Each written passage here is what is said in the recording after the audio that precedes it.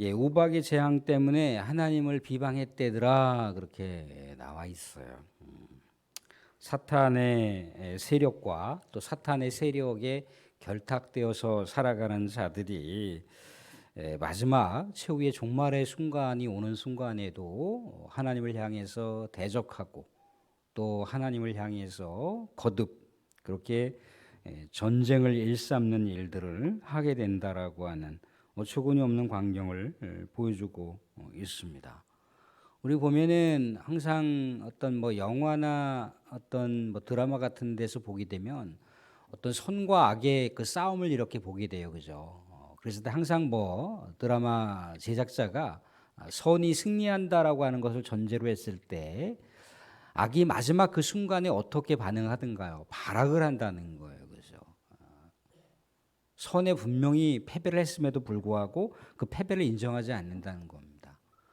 그래서 항상 어떤 선한 역사를 만들어갔던 선한 어떤 일들을 진행했던 주인공이 마지막 순간에 이제 악의 세력들을 다 응징하고 처리했다고 생각했는데 악의 세력 중에 일부가 이렇게 뭐 뒤에서 숨어 있다가 이렇게 총을 쏜다든가 아니면 뭐 칼로 가격을 한다든가 그렇게 해서 주인공이 또 이렇게 죽는 어떤 비극적인 어떤 내용들도 있음을 볼 수가 있습니다. 마치 그렇게 꼭 영상의 장면처럼 영화의 어떤 장면처럼 악의 세력은 계속해서 그렇게 하나님을 향해서 그렇게 순종하거나 또 굴복하지 않는다는 거예요. 그게 이제 악의 본질이고 사탄의 본질이라는 겁니다. 오늘 말씀 가운데도 그런 여러 내용들의 모습을 볼 수가 있는데 사이토 다카시라고 하는 사람이 세계를 움직이는 5가지 힘이라고 하는 그런 아주 유명한 책을 저술을 했는데 그 5가지 힘이라고 하는 게 뭐냐면 우리가 익히 들어봄직한 건데 욕망이라고 하는 것, 또 감성이라고 하는 것, 또 전체주의, 어떤 제국주의라고 하는 것, 또 몬스터, 종교라고 하는 것 이런 여러 가지의 내용들이라는 겁니다. 그러니까 욕망이라고 하는 것, 인간의 욕망이라고 하는 것은 이 분별력을 상실해 버리게 되면 이게 사탄을 이롭게 하는 건지 하나님께 영광을 돌리는 건지 굉장히 헷갈릴 때가 많습니다. 근데 이게 이제 하나님한테 연결이 되어서 그 욕망이라고 하는 것이 정말 거룩한 에너지를 발산하는 어떤 거룩한 욕망을 추구하는 것이라면은 정말 하나님의 나라와 의를 위해서 뭔가 보탬이 되겠죠, 그죠? 근데 욕망이라고 하는 것이 어떻습니까? 이게 사탄을 이롭게 하는 욕망이 될 수가 있다는 거예요. 그러면 이 욕망의 끝은 결국 파괴적인 형태로 나타나는 거죠. 왜? 욕망을 추구하다 보면은 걸리적거리는 게 있어요. 욕망을 추구하다 보면 방해되는 게 있거든요. 근데 그 방해되는 것과 적절하게 타협을 이룰 수 있는 게 아니라는 거예요. 항상 그 방해되는 요소를 제거해야 되는 겁니다. 그게 이제 악의 세력과 결탁되어 있는 또 악을 추종하는 욕망일 수가 있습니다. 제국주의라고 하는 것, 전체주의라고 하는 것도 그렇다는 거잖아요. 그죠? 모든 사람들에 대한 어떤 자유, 모든 사람들이 어떤 생각할 수 있는 여러 다양한 그 의견들이 한꺼번에 다 무너지는 거죠. 획일적인 의견으로 가는 것, 획일적인 어떤 체제와 사상으로 가는 것. 그게 이제 전체주의, 제국주의의 모습이라는 겁니다. 종교라고 하는 것도 그럴 수가 있습니다. 종교라는 거 하는 것도 이게 잘못하면은 이제 하나님의 왕국이 아니라 인간의 왕국을 만들어갈 수가 있어요, 그죠? 이러한 모습들이 결국 세상을 움직여가는 이 5가지 힘이라고 하는 게 긍정적인 어떤 자원으로서는 하나님의 영광을 돌릴 수가 있지만 부정적인 그런 차원으로다가 사용이 되면 하나님 앞에 언제든지 적대 세력으로 적그리스도로 전락할 수 있음에 대해서 얘기를 하고 있습니다. 오늘 말씀 가운데 보면 이제 7 천사가 대접을 쏟습니다.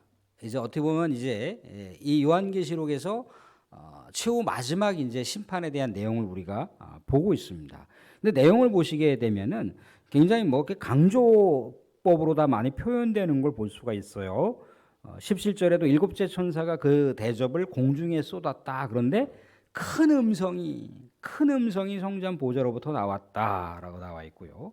또 심판에 대한 내용 중에 18절에도 보시게 되면은 번개와 음성들과 우레소리가 있는데 큰 지진이 있었다. 얼마나 큰지 사람이 땅에 있어 온 이래로 이같이 큰 지진이 없었더라.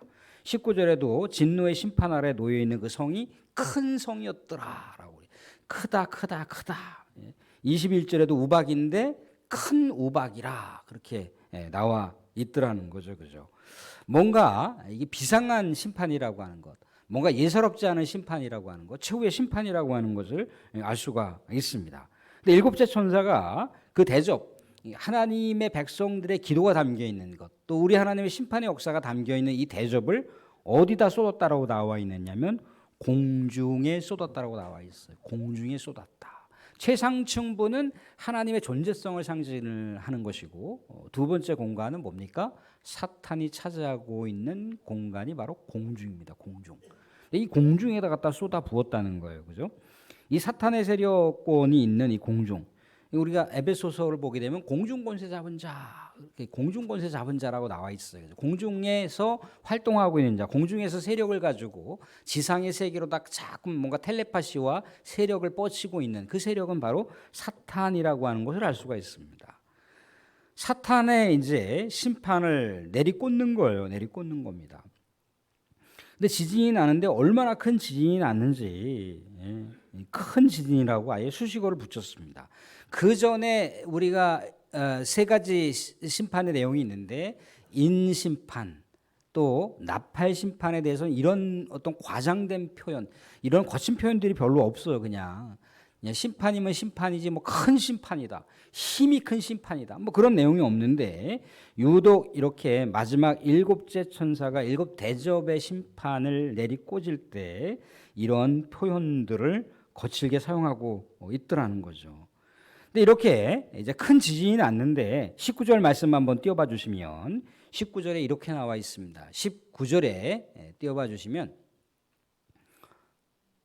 큰 성이 세 갈래로 갈라졌답니다. 만국의 성들도 무너졌는데 큰 성이 어떤 성이냐면 큰 성이 바벨론입니다. 자, 큰 성이 세 갈래로 갈라졌다라고 하는 것은 하나, 둘, 셋, 그렇게 세 개의 어떤 세 개의 부분으로 나뉘어졌다는 것이 아니라 3이라고 하는 수는 만수예요. 완성수입니다. 그러니까 완전히 다 무너졌다는 얘기예요. 완전히 다 멸망의 파국을 맞이했다는 거예요. 아까 무슨 성이? 큰 성, 바벨론이라고 하는 성이. 왜 구약의 바벨론을 이 신약의 요한계시록에다 기록한 이유가 뭘까요? 신약에 기록한 이유가 있는 거죠. 그죠? 신약의 백성들이 여기다가 만약에 로마 제국을 갖다가 쏘아버렸다, 그럼 어떻게 됩니까? 더 믿음의 백성들이 더 피비린내 나는 그런 핍박과 고통과 순교의 상황 가운데 놓여지겠죠. 그죠? 그러니까 뭔가 은유적인 내용을 사용하고 있는 거예요. 우리가 일제시대 때 보면 많은 저항 시인들이 뭔가 은유법을 사용해서 막 그 시들을 막 기록하잖아요. 그죠? 뭐 빼앗긴 들에도 봄은 오는가. 빼앗긴 들이라고 하는 게 단순한 빼앗긴 들이 아닌 거죠. 그죠? 잃어버린 조국의 어떤 상실된 상태를 얘기하는 겁니다. 그죠? 그렇듯이 이렇게 뭔가 바벨론이라고 하는 것은 유대인들은 알아요. 이 바벨론이 예전에 우리 조상들이 살고 있었던 그 왕정 시대에 정말 유대 나라를 완전히 다 짓이겨 버리고 하나님의 성, 거룩한 성전을 다 파괴해 버렸던 그 거대한 제국 바벨론이라고 하는 것을 유대인들은 딱 뭔가 눈치를 챈다는 거예요. 그런데 이 내용, 이 문서를 혹시라도 로마 사람들이 봤을 때는 이게 도대체 무슨 얘기인가 싶다는 거예요. 그러니까 은유적인 표현을 통해서 아는 사람들은 아는 거고, 은밀하게 가려져 있는 부분이 있기 때문에 모르는 사람들은 모르는 거예요. 근데 그 큰 성 바벨론은 사실 로마 제국을 상징하는 겁니다. 로마 제국이 얼마나 기독교인들을 강렬하게 악랄하게 핍박을 했느냐면, 로마의 그 시내 거리가 어둡다라고 해서 일종의 가로등을 세워놨는데, 가로등 그 철제 탑에 누가 있느냐면 기독교인들이 세워져 있는 거예요. 기독교인들이 세워져 있고 기독교인들의 그 몸에다가 기름을 갖다 붓는 겁니다. 그럼 기독교인들이 그 기름을 냄새를 맡을 거 아니에요. 죽지도 않았는데 그 기독교인들이 죽지도 않은 그 기독교인들을 몸에다가 휘발유를 껴줘버려요. 기름을 막 껴줘버립니다. 그리고 이제 로마 군인들이 지나가면서 거기다가 횃불을 갖다 붙이는 거예요. 그 어둠에 이제 불이 밝혀지는 거죠. 그죠? 그 믿음의 백성들이 불에 타지면서 활활 불에 타지면서 그렇게 죽어가는 거예요. 그런데 로마 당시 권력자들은 어떻게 생각을 해서 야, 로마 거리가 이렇게 밝아? 아, 아름답네. 기독교인들이 그렇게 핍박을 당하고 있는 거예요. 잔인하게 죽는 거죠, 그죠? 잔인하고 왜 그렇게 극렬하게 잔인하게 죽일 수밖에 없는 이유가 뭘까요? 더 이상 항거하지 말라는 거예요. 더 이상 예수 그리스도의 이름을 붙들고 순교하지 말라는 거예요. 왜 이렇게 개죽음 당할 그런 너네들의 운명을 왜 스스로 자초하냐는 거예요. 경고성 메시지입니다. 십자가라고 하는 것도 그렇습니다. 예수 그리스도의 그 십자가도 그렇지만 예수 그리스도의 그 이후에 십자가에서 처형당했던 사람들은 그저 그렇게 쉽게 십자가에서 죽는 게 아니라는 거예요. 십자가에 매달리면 바로 죽는 게 아니에요. 예수님은 얼마나 강렬한 채찍에 그것도 수만 갈래가 달려져 있는 납조각에 이 몸이 갈기갈기 찢겼으면 불과 몇 시간 만에 6시간 만에 돌아가셨잖아요. 그죠? 근데 십자가 처형이라고 하는 자체가 원래 그렇게 단시간에 사람을 죽이는 게 아니에요. 참수형은 오히려 깨끗하게 칼로다가 목을 베버리는 거니까 그냥 깨끗하게 쉽게 단시간에 죽을 수가 있어요. 근데 십자가에서 처형당하는 것은요, 단시간에 죽는 것이 아닙니다. 상당히 오랜 시간 동안, 보통 일주일 이상, 많게는 2주 동안 그렇게 매달려서 조금씩 죽어가고 있는 거예요. 그게 이제 믿음의 백성들, 하나님의 백성들을 향해서 처해져 있던 그런 순교의 상황이었다는 겁니다. 그런데 이렇게 하나님의 백성들을 짓이기고 죽였던 이 원흉들이 누구라는 거예요? 바벨론이라는 거예요. 바벨론이 진노의 심판 가운데 놓인다는 겁니다. 19절에 다시 보시면 큰 성이 세 갈래로 갈라지고 만국의 성들도 무너진다. 그러니까 바벨론 제국과 같이 결탁되어서 뭔가 기생하여 살아가려고 했었던 수많은 나라들이 있잖아요. 그죠? 어떤 특정한 사람이 권력을 잡으면 그 권력에 기생하는 사람들이 많이 있어요. 그게 문제라는 거죠. 그 참모진들이 기생을 하는 게 문제인 거예요. 그 참모진들이 정신을 바짝 차리고 왕이 온전하게 통치할 수 있도록 해야 되는데 왕에 빌붙어서 왕으로부터 나오는 여러 가지 권력의 그 맛을 함께 누리고자 왕한테 아부를 한다는 거죠. 그죠? 그러니까 그 당시에 바벨론 세력에게 뭔가 빌붙어 살아가려고 했었던, 그래서 역시 마찬가지로 하나님의 백성들을 핍박했던 그 사람들이 어떻게 되는가가 최후의 내용인데, 그 최후의 내용이 큰 성 바벨론, 또 더더구나 큰 성과 같이 연결되어 있는 만국의 성들도 무너지는데 하나님 앞에 기억하신 바 되어 그의 맹렬한 진노주의 포도주를 마신다고 합니다. 맹렬한, 여기도 뭔가 표현을 격하게 사용하고 있어요. 진노의 포도주 잔을 받는다라고 나와 있으면 되는데 맹렬한이라고 하는 걸 더 사용해서 정말 마지막 최후 심판이 과격하게 등장할 수밖에 없다라고 하는 내용을 말씀 가운데 이야기를 하고 있습니다. 사람들, 세상의 악의 세력이 이런 모습으로 최후의 심판을 맞이하게 된다는 거예요. 사탄과 결탁되어 있는 세력들이 이렇게 마주한다는 거예요. 사탄과 같이 연결되어 있는 세속 가치를 추구하고 있는 내용들을 다 이렇게 멸망당할 수밖에 없는 거예요. 그러니까 우리가 세상 가운데 믿음의 탑을 잘 쌓아야 돼요. 믿음의 탑, 하나님이 인정하시는 믿음의 탑, 하나님이 인정하시는 이 세상의 삶을 잘 쌓아야 되는 거예요. 잘 쌓지 않으면 내가 사탄을 이롭게 해놓고도 이게 하나님을 향한 믿음이라고 착각하는 경우도 있을 수 있다는 거예요. 정말 이 시대는 우리가 분별력이 필요합니다. 이 심판이 얼마나 강렬했는지 각 섬도 없어지고 20절에 산악도 간데 없어진답니다. 모든 산과 섬들이 다 한꺼번에 다 날아가 버리는 거예요. 얼마나 강렬했는지. 그리고 심지어 우박이라고 하는 거, 이게 출애굽 용어인데 출애굽 용어에서 우박이라고 하는 재앙이 여기 계시록에도 나옵니다. 그런데 21절에도 보면 그 무게가 1달란트나 되는 큰 우박이 하늘로부터 사람들에게 내림에 사람들이 그 우박의 재앙 때문에 하나님을 비방한대요. 아까 말씀드렸듯이 하나님의 이런 강력한 자연재해를 맞이하게 되면, 강렬한 진노의 심판을 맞이하게 되면 하나님, 혹여라도 우리 하나님 앞에 무엇을 잘못했을까요? 하나님, 우리가 정말 회개해야 될 내용이 무엇일까요? 우리는 그렇게 하나님 앞에 부복하며 나아가야 돼요. 세상 가운데 정말 코로나로 인해서 엄청난 우리가 시련과 또 어려운 또 상황을 맞이하면서 건 뭐 한 2년 반 정도 그렇게 우리가 헤쳐나왔잖아요. 그죠? 물론 헤쳐나오는 그런 아름답고 수고로운 그런 귀한 역사가 우리에게 있었지만 우리 전 세계의 많은 믿음의 백성들이 우리가 알다시피 성전 안에서 예배드리기가 어려우니까 성전 바깥에서 하늘을 향해서 기도하는 장면을 우리가 예전에 영상을 통해서도 보셨을 겁니다. 하나님 정말 우리가 잘못했습니다. 하나님 우리가 회개합니다. 이렇게 예배도 드릴 수 없을 정도로 정말 하나님께서 진노하셨습니까? 이 상황 가운데 우리가 다시 믿음의 정로를 가게 해주시고 하나님 우리에게 용서할 것이 있다면 우리가 죄를 회개하오니 용서해 주십시오. 다시 한번 우리가 믿음으로 거듭나게 하십시오라고 하면서 정말 성전을 빼곡하게 둘러선 수많은 믿음의 백성들이 하나님을 향해서 두 손 들고 눈물로 회개하는 장면들을 볼 수 있을 거라는 거예요. 그런데 믿음의 백성이 아닌 자들은 어떻다는 거예요? 하나님을 비방한다는 거예요. 하나님 비방. 아예 뭐 그까지 코로나 뭐 한두 번 경험해봤어 자연재해. 그렇게 반응을 하더라는 거죠. 그냥 자연재해를 자연재해로다가 받아들일 수도 있지만 우리 믿음의 백성들은 그런 상황마다 비상하게 영적인 민감한 반응을 가져야 된다는 거예요. 단순한 자연재해가 아니라는 거죠. 거기서 우리는 하나님의 뜻을 우리가 또 헤아려 볼 수 있는 그런 귀중한 또 신앙의 우리의 삶을 각성할 수 있는 그런 존귀한 시간이라는 겁니다. 근데 그 심판이라고 하는 것이 얼마나 큰지 큰 우박이 한 달란트나 됐다는 겁니다. 사람들 뉴스를 통해서 우박이 떨어질 때 뭐 손가락만한 우박이 있더라, 뭐 밤알만한 우박이 있더라, 뭐 그걸 뉴스에서 보도된 적도 있기도 하고 우리가 직접 뭐 엄지손가락만한 그런 우박이 뚝뚝 떨어지는 것을 본 경험도 있을 거예요. 그런데 사람 머리에 2배 정도나 되는 우박이 떨어졌다.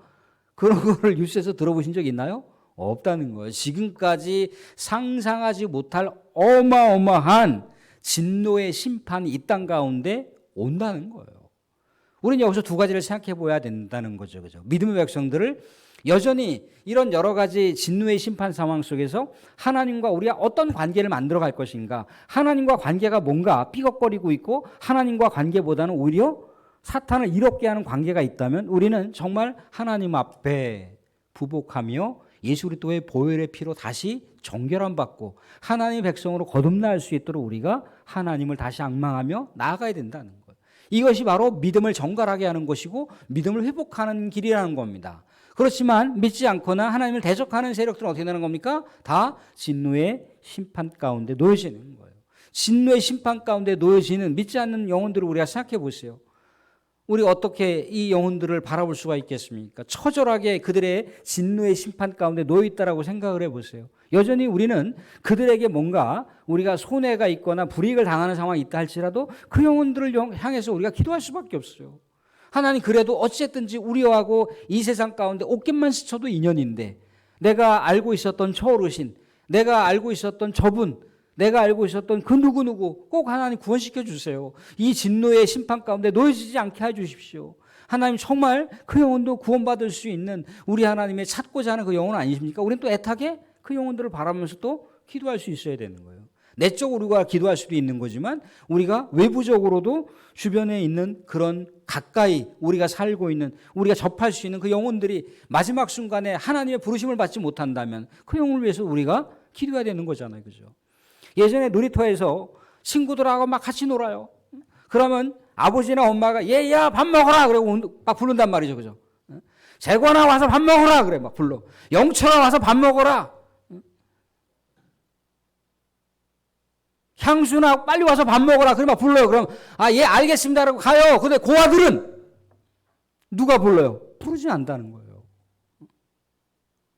혼자 훌쩍훌쩍 울고 있는 애는 할아버지나 할머니가 찾고 있는데 할아버지 할머니가 깜빡 잊어갖고 손주를 부르질 못하는 거예요. 우리가 그걸 생각해 보세요. 우리는 다 하나님의 특혜받은 백성, 축복받은 백성이지만 그래서 하나님의 부르심을 우리가 나이에 상관없이 우리의 연한에 상관없이 우리가 이것이 질병 가운데 놓여있는 상태든지 아니면 건강한 상황에서 우리 하나님 부르시든 간에 우리는 하나님의 부르심이 있을 때 하나님 아버지 기다렸어요 라고 우리는 우리의 영이 하나님의 인도하심을 받을 수가 있지만 예수 그리스도의 그 존귀한 이름이 없는 자들은 어떻게 되는 건가요? 불렀을 때 우리 하나님의 나라에 같이 합류해서 정말 우리가 다시 부활할 것을 희망적으로 생각하면서 하나님의 인도하심을 받겠습니까? 아니죠. 하나님 부르심을 받는 순간 바로 진노 아래 놓인다는 거예요. 이것을 우리가 아시고 우리 사랑하는 성도님들 더욱더 우리가 정말 이 복잡하고 어려운 이 시대 속에 더욱더 영민하게 깨어서 우리 하나님의 참된 믿음의 백성으로서 정말 경건의 모습을 잃지 않기를 또한 바라고, 하나님을 모르는 백성들, 예수 그리스도를 모르는 그 백성들에게 예수 그리스도의 이름이 꼭 그 심령에 새겨져서 꼭 구원받을 수 있는 놀라운 은혜가 또 그 영혼들도 있기를, 또 계속해서 우리가 영혼구원을 위해서 또 전진해 나가는 우리 복된 성도가 될 수 있기를 주님의 이름으로 축원드립니다. 아멘.